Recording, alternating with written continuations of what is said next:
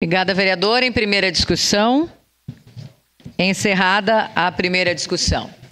Em primeira discussão, o projeto de decreto legislativo número 12/2024, contido no processo número 155/2024, de autoria coletiva, que concede título de cidadã emérita de Caxias do Sul à senhora Odinha Peregrina, em reconhecimento aos seus relevantes serviços prestados ao município e à comunidade caxiense. O relator é o vereador Velocino Ex, com a palavra o relator para a leitura do parecer. Senhora presidente, colegas, parecer pela legalidade do projeto de decreto legislativo número 12/2024, contido no processo número 155/2024.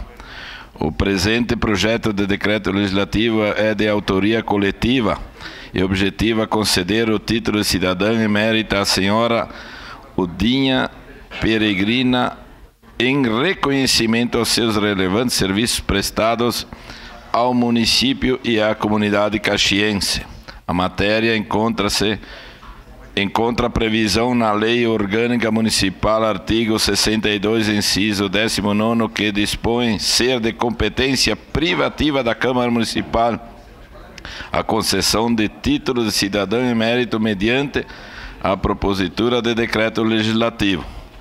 Ainda neste sentido, o artigo 142, parágrafo 2º, inciso 4º do regimento interno determina que o projeto de decreto legislativo é de proposição destinada à deliberação do plenário sobre matérias de caráter político, administrativo, de efeitos externos, constituindo-se como tal a concessão de títulos honoríficos ou outras honrarias. A iniciativa de decreto legislativo, conforme regulamenta o regimento interno no artigo 144, caberá a qualquer vereador, bancada ou comissão ou mesa diretora, salvo disposição em contrário. Completam os requisitos necessários na iniciativa do projeto de decreto legislativo que concede títulos honoríficos os previstos no regimento interno, artigo 214, parágrafo único. Informa que poderá ser proposto pela mesa diretora ou subscrito, no mínimo por 1/3 dos membros da Câmara e, observadas as demais formalidades regimentais, vir acompanhado como requisito essencial de circunstanciada biografia da pessoa de que se deseja homenagear, a subscrição de 1/3 dos membros da Câmara Municipal e o acompanhamento de circunstanciada biografia da pessoa que se deseja homenagear.